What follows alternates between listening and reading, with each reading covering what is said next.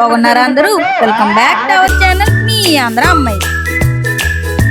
ఈ వ్లాగ్ దేనికోసమో ఈ పాటికి అర్థమైపోయి ఉంటుందండి మీకు తమ్నేల్ చూసాకను. అవునండి, ఈ రోజైతే దుర్గమ్మ కథ చెప్పించుకుంటున్నాము. మా పెద్దమ్మ ఏమనుకుందంటే మా అన్నయ్య పెళ్ళి అంత సక్రమంగా జరిగితే దుర్గమ్మ కథ చెప్పించుకుంటామని మొక్కుకుంది. ఇంకా అన్నయ్య పెళ్ళి అయినా నెక్స్ట్ డే నైట్ అయితే దుర్గమ్మ కథ ఏర్పాటు చేశారు. మీ అందరికీ తెలుసో తెలియదు కానీ మా గోదావరి సైడ్ వెళ్తే ఏదైనా శుభకార్యం జరుగుతుందంటే తప్పకుండా దుర్గమ్మ కథ అయితే చెప్పించుకుంటారండి. అది పెళ్ళి అవ్వనివ్వండి, లేదంటే ఇళ్ళలోకి వెళ్ళనివ్వండి, ఏదన్నా సరే శుభకార్యం జరిగిందంటే కంపల్సరీ దుర్గమ్మ కథ చెప్పించుకుంటారు. చాలా మందికి అయితే దుర్గమ్మ కథ అనేది ఒక ఎమోషన్ అనమాట. చూసి కొలది చూడాలనిపిస్తుంది, విని కొలది వినాలనిపిస్తుంది. అంత బాగుంటది దుర్గమ్మ కథ అయితేని. మా సైడ్ కుర్రోళ్ళు అయితే చుట్టుపక్కల ఎక్కడైనా దుర్గమ్మ కథ చెప్తున్నారని తెలిస్తే చాలు పనిగట్టుకుని వెళ్ళి చూస్తారనమాట. అది పక్క ఊరైనా సరే, ఊళ్ళో ఎక్కడైనా సరే. కొంతమందికి అయితే అస్సలు బోరు కొట్టదు. ఈ రోజు మా ఇంటి దగ్గర చెప్పారనుకో, మా ఇంటి దగ్గరకు వచ్చేస్తారు కథ వినడానికి. అలాగే తర్వాత నెక్స్ట్ డే పక్కింటి దగ్గర చెప్తున్నారంటే అక్కడికి కూడా వెళ్ళిపోతారు. అస్సలు బోరు కొట్టదు వాళ్ళకి. ఎన్నిసార్లు విన్నా కూర్చుని అలాగే శ్రద్ధగా వింటారు. మనం కథ చెప్పించుకుంటున్నామంటే కంపల్సరీ అయితే వేప తోరణాలు అయితే కడతారండి. వేపాకులతో తోరణాలు అయితే కడతారు. తర్వాత ఏంటి అంటే కొబ్బరికాయలు ఒలుస్తున్నారు. ప్రతి చోట కొబ్బరికాయ మనకు అవసరం అవుతుందండి. కథ అంతా కూడా చాలా కొబ్బరికాయలు యూజ్ చేస్తాము. మీరు చూస్తారు కదా, మీకే అర్థమైపోతుంది. ఫస్ట్ అయితే కథకు సంబంధించిన వస్తువులన్నీ తీసుకొస్తారండి కథ చెప్పేవాళ్ళు. ఆ నెమల పింఛన్లా ఉంటుంది కదా, అదైతే గురువు గారు అందరికి ఆశీర్వాదం ఇస్తారు. ఇవన్నీ కథకు సంబంధించినవే. కథ ఎవరు చెప్పించుకుంటున్నారో వాళ్ళ చేత అయితే సోలం బెత్తం అయితే పల్లెంలో పెట్టి కడిగిస్తారండి. ఇంకా పసుపు రాసి బొట్లు పెట్టిస్తారు. తర్వాత పక్కనున్న వాళ్ళందరూ కూడా కడిగి పసుపు రాసి బొట్లు పెడతారు. ఇంకా మా అన్నయ్య వదిన చేత అయితే అందరూ కలిసి అయితే ఫస్ట్ కడిగిపించేసి ఇంక పసుపు రాసి అయితే బొట్లు పెట్టేస్తున్నారు. ఇంకా వాళ్ళదయ్యాక అందరూ పక్కనున్న వాళ్ళందరూ కూడా ఎవరైనా కడగొచ్చండి. శుద్ధిగా ఉండి ఎవరైనా వెళ్ళి కడిగి పసుపు రాసి బొట్లు పెట్టచ్చు సోలానికి అలాగే బెత్తానికి. అది అయినంతసేపు కూడా చాలా చక్కగా పాటలు పాడుతూ ఉంటారు.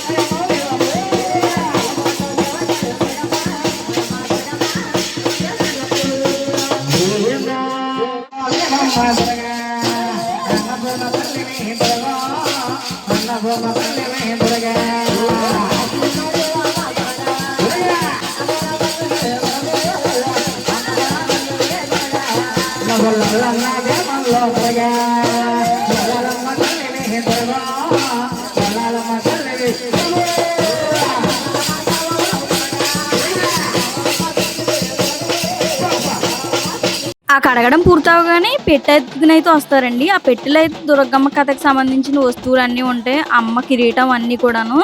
ఇంకా పెట్టెత్తుకున్న మీదకి దుర్గమ్మ శక్తి వస్తుందని అందరూ అంటూ ఉంటారు. ఆ శక్తి వచ్చిన తర్వాత అయితే ఇంకెవ్వరు ఆపలేరు అనమాట. మీరే చూడండి.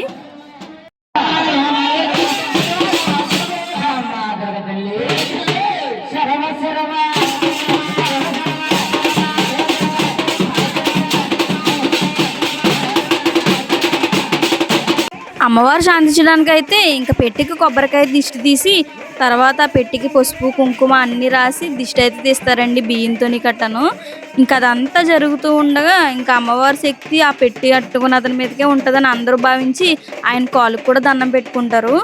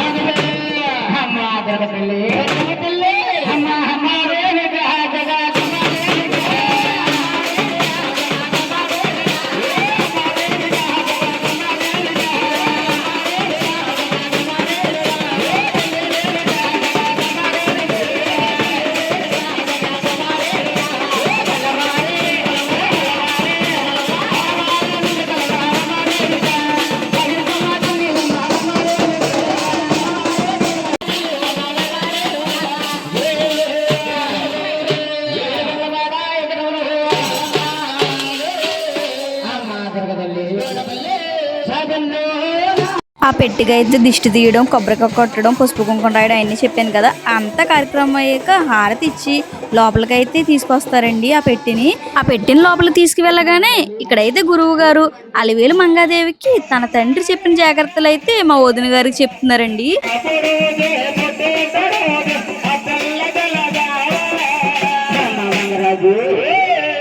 తల్లిని చూసినట్టే అత్తగారిని చూడాలి తల్లి. అవునే కూతురా. నీ తండ్రిని చూసినట్టే మా అమ్మగారిని చూడాలి తల్లి. అవునమ్మా. చూస్తావా తల్లి?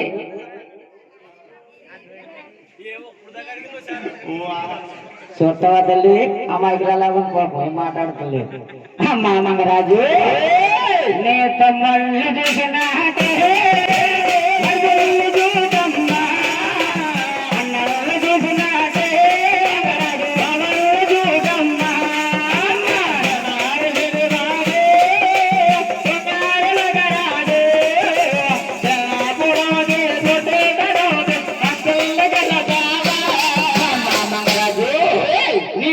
చూసినట్టే మరిదిగారులు చూడాలి తల్లి. అవునే కూతురా.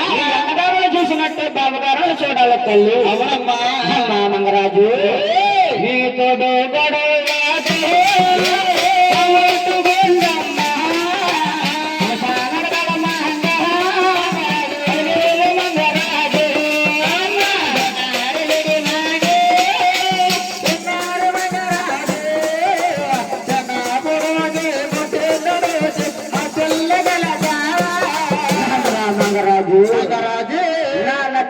చిన్న చిన్న నక్క పెడుతున్నట్టుగా ఆడుకునేదాని కూతురా. అవునే కూతురా. ఇప్పుడు పెళ్లి చేసుకుని పుట్టింటిగా నుంచి అక్క వారింటికి వెళ్ళిపోతున్నావా కూతురా. అవునే కూతురా. మా మంగరాజు ఈ దేవులు వెళ్ళినప్పుడు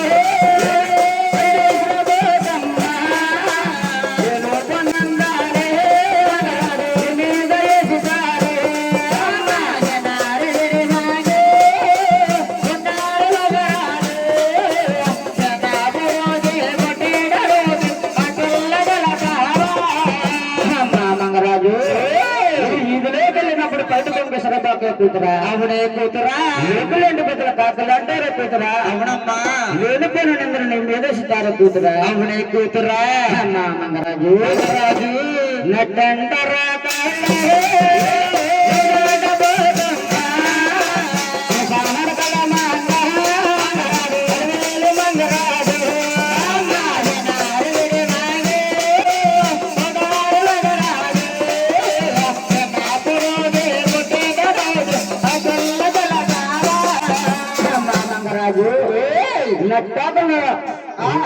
అసలు దాటకు బాగా కూతురా. అవునే కూతురా. ఇదంతా వచ్చిన లక్ష్మీదేవి దొడ్డుదామని వెళ్ళిపోద్దే కూతురా. అవునే కూతురా. అమ్మా మంగరాజు ఇంకొక మాట చెప్తాను మధ్యలో పెట్టుకో అమ్మా. అవునమ్మా. అమ్మా మంగరాజు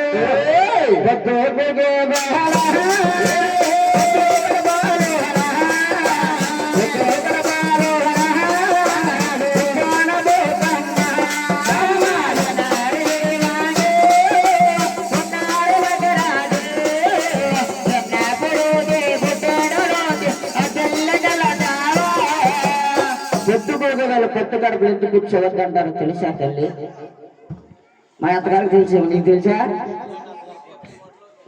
మా పెద్ద అత్తగారికి తెలిసేమో. ఇలా ఎవరికి తెల్లంటే మీరే చెప్పండి. అమ్మా మంగరాజు కొత్త కడుపులు ఎందుకు కూర్చోకూడదంటే అమ్మా మంగరాజు అది పుట్టింటికి ఎత్తింటికి క్షేమం కాదంట తల్లి. అవునమ్మా. భర్త పొద్దున్ననగా వెళ్ళి సందాల దాకా కట్టబడి రూపాయో పాపాయో దేవులో పట్టుకుని వస్తాడంట. అవునండి. అది ఇంట్లో పెడితే దొడ్డుగా వెళ్ళిపోద్దంట తల్లి. అవునండి. పొద్దుకోగలు కొత్త కడుపులు ఆడవారు ఎవరో కూర్చోకూడదంట. అవునమ్మా. ఉన్న పద్దును పడదు. అవునండి. అమ్మా మంగరాజు అలా మా వదిన జాగ్రత్తలని చెప్పేశాక ఇంట్లోకి తీసుకొచ్చి ఇంట్లో ఉన్న దేవుడికి అయితే హారతి ఇప్పిస్తున్నారండి.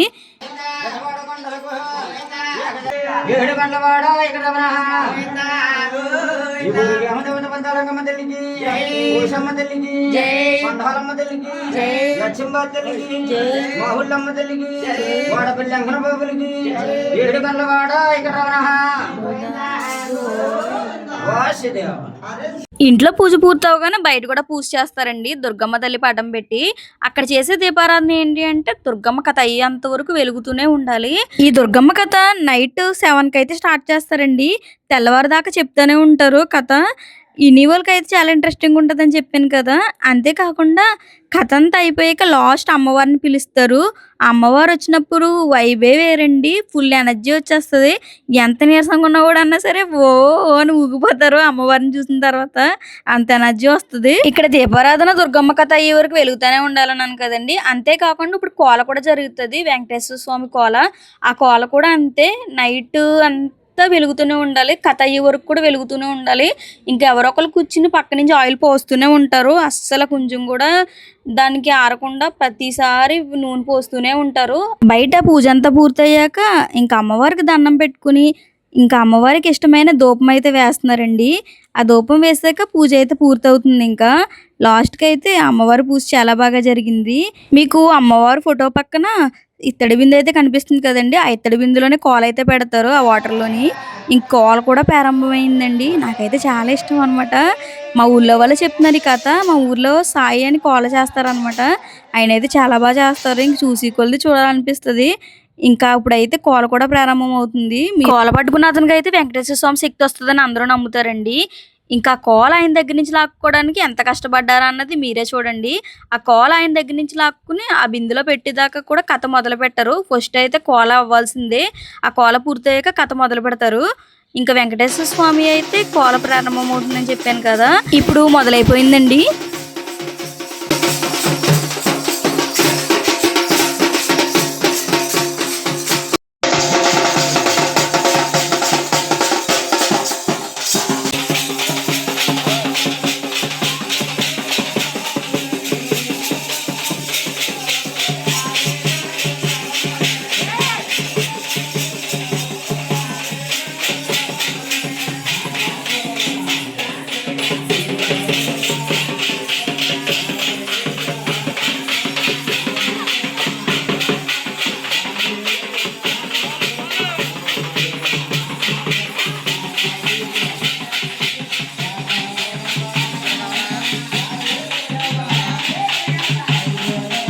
ఆ కోలని తిప్పుతూనే మధ్య మధ్యలో ఆగి అమ్మవారికి అయితే హారతి ఇస్తూ ఉంటారండి అక్కడ ఉన్న ఫోటో దగ్గర.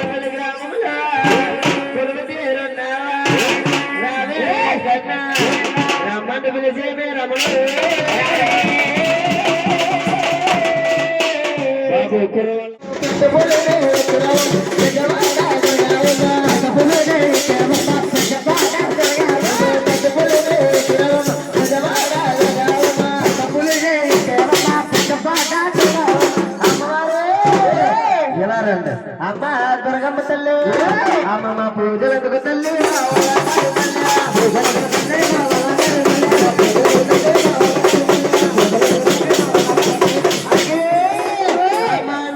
కుంచుడు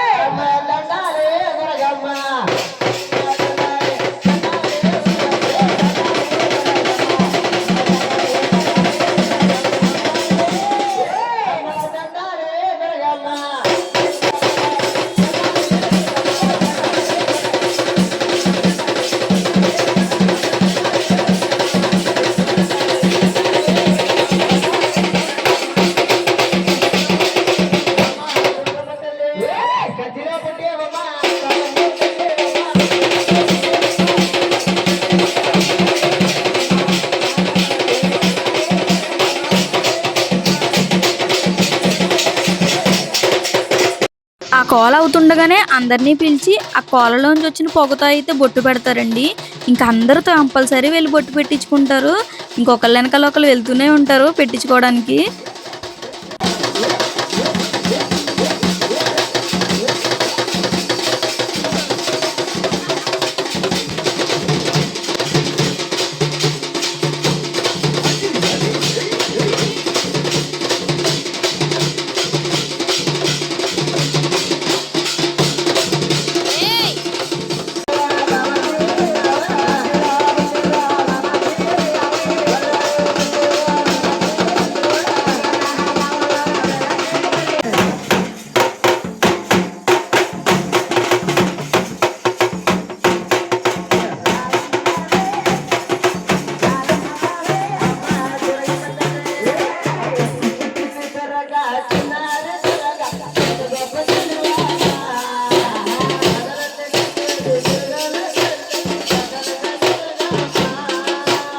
ఆ కోల ఆయన దగ్గర నుంచి తీసుకోవడానికి ఎంత కష్టపడుతున్నారు చూసారా అందరూ కలిసి. ససేమీరే ఇవ్వనంటున్నారు ఆయన.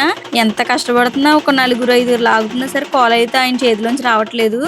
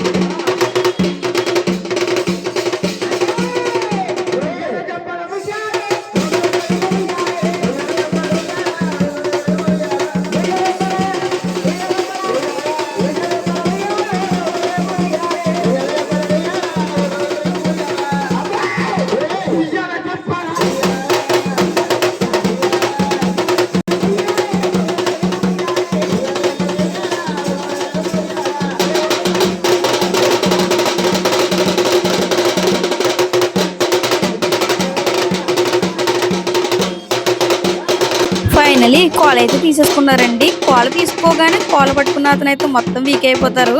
ఎందుకో తెలీదు. ఇంకా ఆయన అయితే తీసుకెళ్లిపోయారు పక్కకి. ఈ కోల కూడా మనకి చెప్పాను కదండి అక్కడ ఇత్తడి బిందులో పెడతారని, అలా పెట్టేశారు. ఇప్పుడైతే అమ్మ కథ చెప్పడం అయితే స్టార్ట్ చేస్తారండి. అమ్మ కథ చెప్పే ముందు వినాయకుడికి పూజ కూడా ఉంటుంది. ఇంకా ఆయన ఎలా పూజిస్తారా అన్నది చూసేయండి.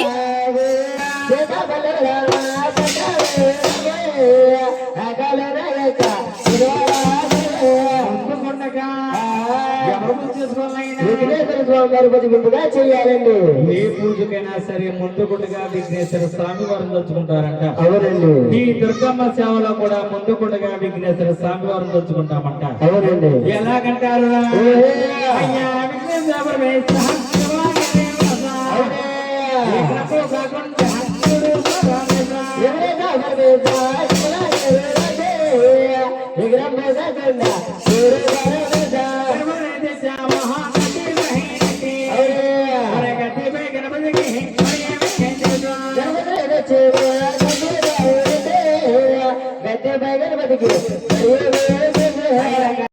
ముందుగా విఘ్నేశ్వర పూజ అయ్యాక దుర్గమ్మ తల్లి కథ అయితే మొదలు పెడతారండి. మా గోదావరి జిల్లాలో చెప్పుకునే దుర్గమ్మ తల్లి ఆవిర్భావ కథ అండి ఇది. ఇందులో దుర్గమ్మ తల్లిని ఆదిశక్తిగా చెప్తారు. ఆది లేదు, అంతము లేదు, భూమి లేదు, ఆకాశం లేదు, సూర్యచంద్రులు లేరు, సముద్రాలు లేవు. ఈ సృష్టి అంతా శూన్యంగా ఉన్న కాలంలో పరాశక్తి అయిన దుర్గమ్మ తల్లి ఉండేవారు. దుర్గమ్మ తల్లి తన తపోబలంతో అయితే 3 గుడ్లు అయితే పెడతారండి. మొదటి గుడ్డి నుంచి భూమి, ఆకాశం, సూర్యుడు, చంద్రుడు, నక్షత్రాలు, పంచభూతాలు ఆవిర్భవించాయి. రెండో గుడ్డి నుంచి ఈ జగత్తులోని కొండలు, నదులు, చెట్లు, జంతువులు, పక్షులు, సమస్త జీవరాశి పుట్టిందంటారండి. మూడో గుడ్డి నుంచి అయితే బ్రహ్మ, విష్ణు, మహేశ్వరులు జన్మించారు. తర్వాత సృష్టి స్థితిలయ బాధ్యతలను దుర్గమ్మ తల్లి వారికి అప్పగించిందని కథ చెప్తుందండి. ఇప్పుడు చెప్తున్న కథలో ఆడ పరాశక్తి, పోతు పరాశక్తి అని 2 శక్తులు ఉంటాయండి. 2 కలిసిమెలిసి ఉంటాయి. సడన్ గా మగ పరాశక్తి అయితే చనిపోతుంది. అప్పటి నుంచి ఆడ పరాశక్తికి విపరీతమైన కామం అయితే పుట్టుకొస్తుందండి. అక్కడి నుంచి అయితే స్టోరీ కంటిన్యూ అవుతుంది. అవునండి, ఆడగల శక్తి ఒంటరైపోయిందండి. ఒంటరైపోయిందంట. అవునండి, ఒంటరైపోయిన ఆడగల శక్తికి ఎప్పుడైతే కామాలు పుట్టుకొచ్చాయంట. అది గల శక్తి ఏమంటుందిరా? ఒరే కామమో కామమో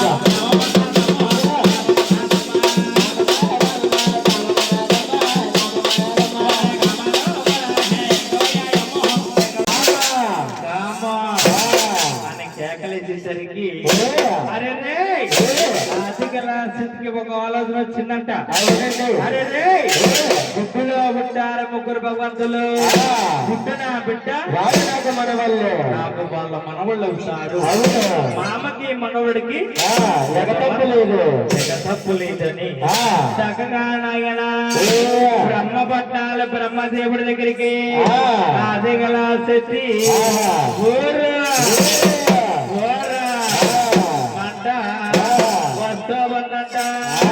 ఎలాగంటారా?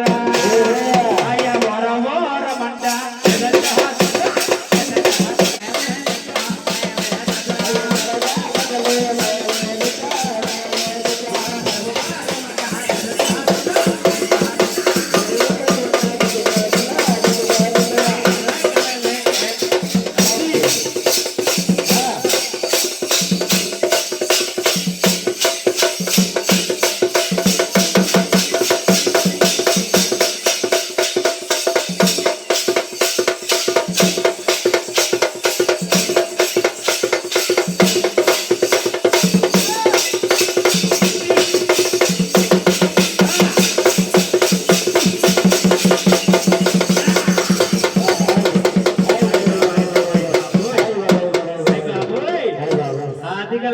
బ్రహ్మపట్నాలు వచ్చి బ్రహ్మదేవుడికి వంటుందంట.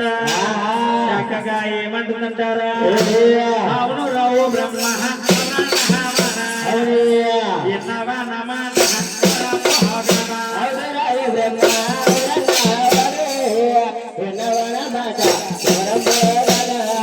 కమల కూడా కమలు దిచ్చే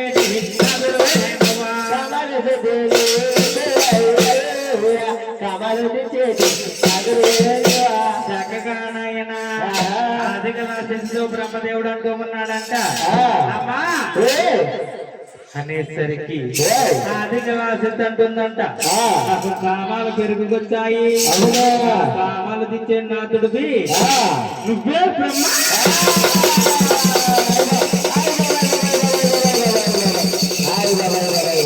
అనేసరికి నాయన చక్కగా నాయన బ్రహ్మదేవుడు ఆది పరాశక్తితో అంటున్నాడంట.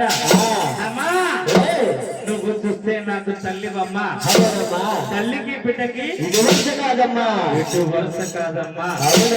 వద్దమ్మా, నిన్ను నేను పొందలేనమ్మా అనేసరికి నాయన అధికల స్థితికి పెరుగుతున్న కోపం వచ్చేసిందంట. బ్రహ్మదేవుని భస్మం చేయబోతుందంట. ఎలాగంటారా? వర గౌరవుడా అయిపోతా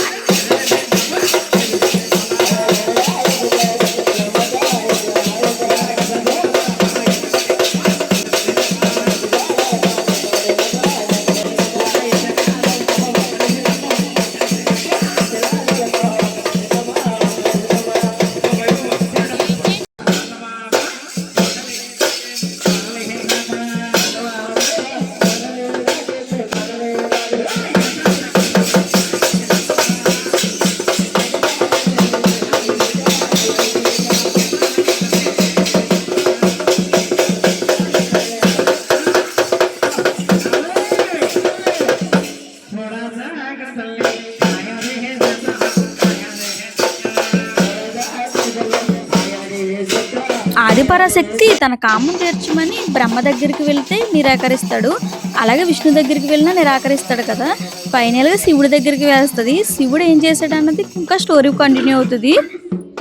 అవును శంకరా, నా కామాలు తీర్చే నా తొడిపి నువ్వే శంకరా, నువ్వే శంకరా.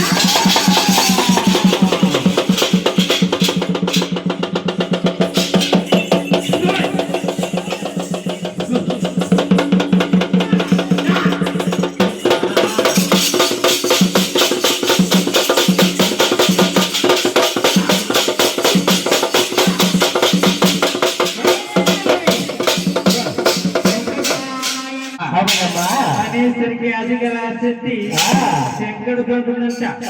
నా 3 మైళ్ళు ఏంటి శంకర శంకరా, అనేసరికి పోరా శంకరుడు అది పరాశక్తితో అంటూ ఉన్నాడంట.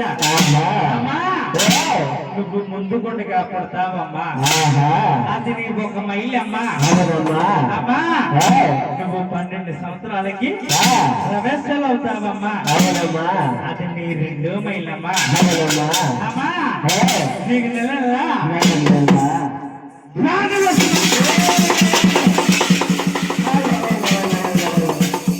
అది నీ 3 మైలమ్మా. ఈ 3 మైలు కూడా నువ్వు చూస్తే నీ కామాలు నేను తీరుస్తానమ్మా అనేసరికి నాయన శంకరుడు గంగమ్మ తల్లితో అంటున్నాడంట. గంగా పిచ్చి గంగమ్మ తల్లి, నా తల్లి యాది పరాశక్తి వస్తుంది, నువ్వు ఎక్కడా కూడా కనపడకూడదు అనేసరికి గంగమ్మ తల్లి అంటూ ఉన్నాడు శంకరుడితో. నేను ఎక్కడ దాపన్నా గాని మీ తల్లి గారు వచ్చినట్టు కనిపెట్టుతారు శంకర అనేసరికి బోలా శంకరుడు కొక్కు నూరములుగా దిగి నా కొక్కులో బంద్ అయిపోయి గంగమ్మ తల్లి అనేసరికి బోలా శంకర జగలో గంగమ్మ తల్లి అలా బంద్ అయిపోయినట్టుగా అది గల శక్తి గంగమ్మ దగ్గరికి వెళ్తూ ఉందంట. ఎలాగంటారా నేను ఎంత దూరం తిరిగినా కూడా గంగమ్మ తల్లి జడన లేదు శంకర. ఏం చేయమంటావు శంకర అనేసరికి బోలా శంకరాది పరాశక్తితో అంటూ ఉన్నాడంట. అది కదుగో ఎద్దు తొక్కున గుంట, ఆ గుంటలో నేను నిన్ను పుట్టిస్తాను, నువ్వు చిలకరించుకుంటే నీ కామాలు నేను తెలుస్తానమ్మా అనేసరికి అది గల స్థితి ఆ గుంటలో నీళ్లు అలా చిలకరించకపోయిందా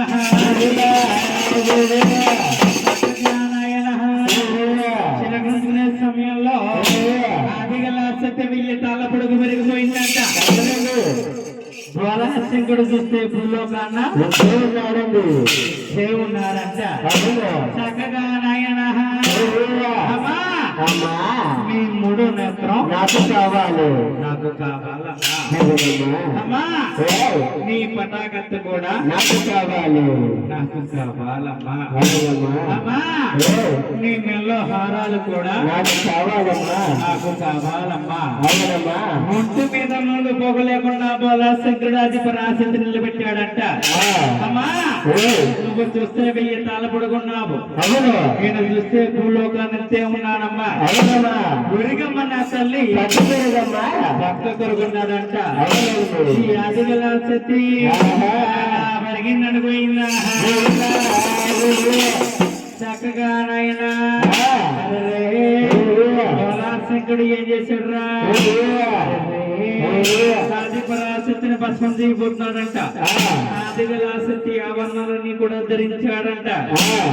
శంకరుడు ఏం చేస్తున్నాడు రా శివుడు లేచాడమ్మా.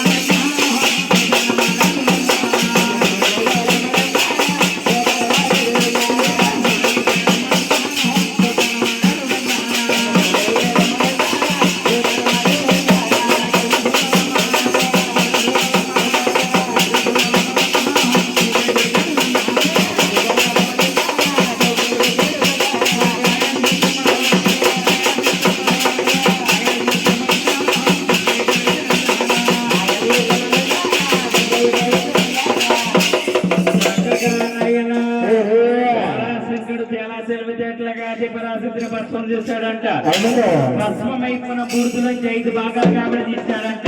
అందులో ఒక భాగం పెద్దన్న బ్రహ్మదేవుడికి ప్రాణాలు పోసి రూపాయల రుద్ది ఐదులు పోసాడంట. పెద్దన్న బ్రహ్మదేవుని బతికించాడంట. ఇంకా ఎన్ని భాగాలు ఉన్నాయన్నా? 4 భాగాలు ఉన్నాయండి. 4 భాగాల్లో కూడా 3 భాగాలు ఆడవారి రూపాయలు రుద్దుతూ ఉన్నాడంట. బ్రహ్మ భార్య సరస్వతి దేవండి. సరస్వతి దేవంట. అవునండి. విష్ణుమూర్తి భార్య లక్ష్మీ దేవండి. లక్ష్మీ దేవంట. అవునండి. శంకరుడి భార్య పార్వతీ దేవండి. పార్వతీ దేవంట. చక్కగా కూడా ముగ్గురు కూడా ఆడవారి రూపాయలు రుద్దుతూ ఉన్నారంట. అవునండి. చేశారంట. ఇంకా ఎన్ని భాగాలున్నాయన్నా? 1 భాగం ఉందండి గురువు గారు. ఇంకా 1 భాగం వెళ్ళిపోయిందంట. 1 భాగం అంతా కూడా తల్లి గారి రూపాలు దిద్దుతూ ఉన్నాడంట. ఎలాగంటారా? తల్లి గారి రూపాల అలా బతికించడం పోయిందా? చక్కగా నాయన ఎవరి రాజ్యాలలో చక్కగా ఎవరి రూపాలు తొక్కుని చక్కగా ఉన్నారంట. అరే రే ఆదిగల స్థితి ఒంటరైపోయిందంట. ఒంటరైపోయిన ఆదిగల స్థితికి విపరీతమైన రక్తం అంటుందంట. హారం అంటుందండి.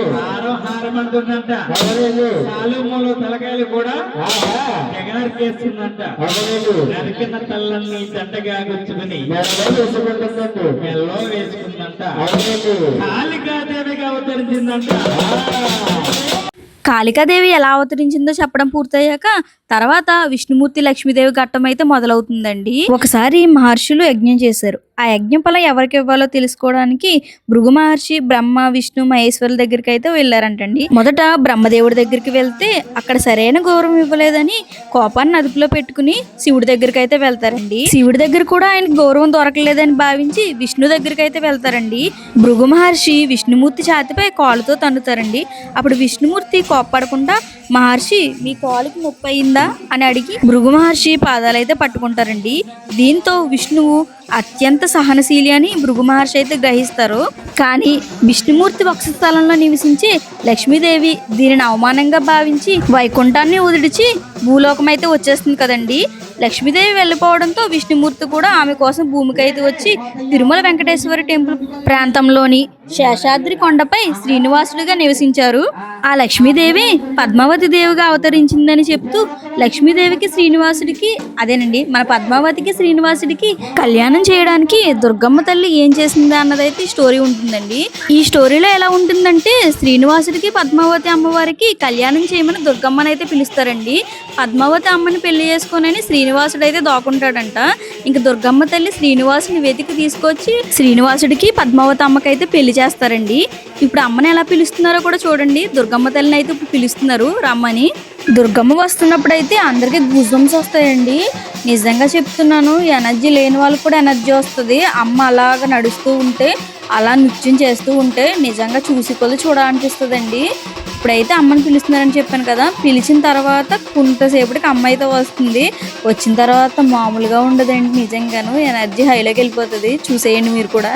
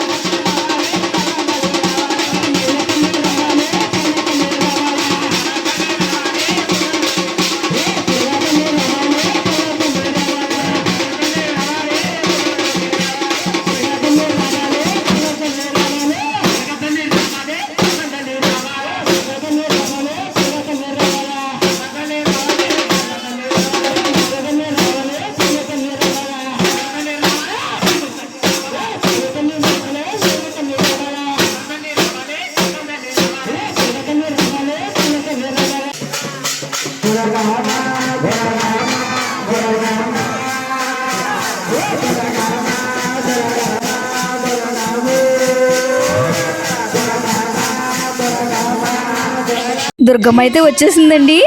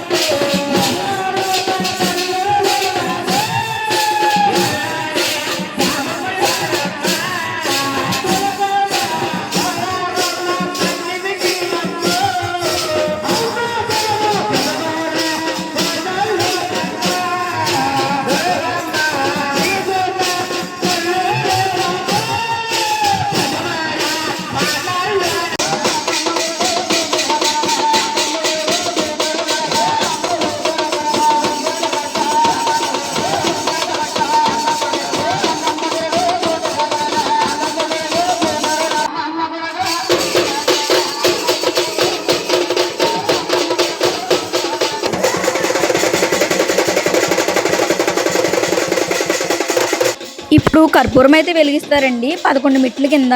ఇప్పుడు ఆ కర్పూరం చుట్టూ ఇంకా దుర్గమ్మతో అయితే తిరుగుతారు అనమాట. ఇంకా అమ్మతో ప్రయాణం చేసినట్టు ఉంటుంది అనమాట. అంత హాయిగా ఉంటుంది నిజంగా తిరుగుతూ ఉంటేని. ఇంకా అందరూ కూడా పాట పాడుతూ తిరుగుతారు.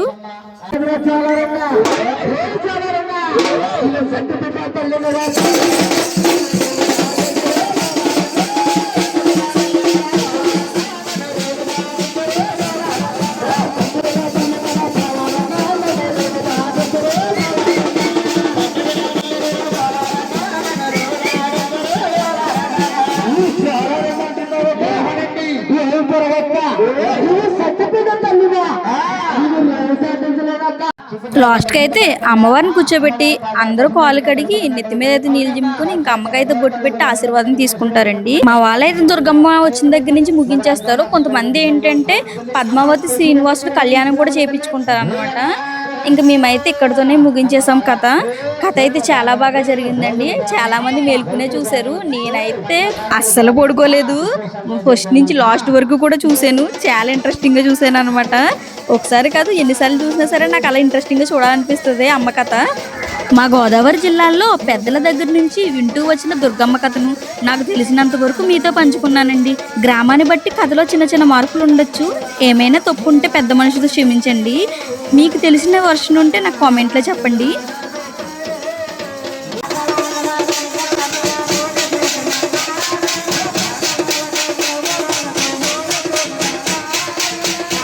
లాస్ట్కి అక్కడికి వచ్చిన వాళ్ళు ప్రతి ఒక్కరు కూడా అమ్మ దగ్గర ఆశీర్వాదం తీసుకుంటారండి. ఆశీర్వాదం తీసుకున్న తర్వాత అమ్మని ఇంటి దగ్గరికి అయితే తీసుకెళ్తారు. మా పెద్దమ్మ ఇంటి దగ్గరికి తీసుకువెళ్తే ఇంకా హారతి ఇవ్వడంతో అయితే దుర్గమ్మ కథ అయితే ముగుస్తుందండి. ఎంతో సంతోషంగా ఎంతో బాగా జరిగిన దుర్గమ్మ కథ అయితేని నాకు చాలా ఆనందంగా అనిపించింది. మీకు ఎలా అనిపించిందో కూడా చెప్పండి నాతోని. మీకు కానీ వీడియో నచ్చితే లైక్ చేయండి, షేర్ చేయండి, సబ్స్క్రైబ్ చేయండి. వీడియో ఎలా ఉందో కింద కామెంట్ చేయడం మాత్రం మర్చిపోకండి. ఉంటానండి, బాయ్.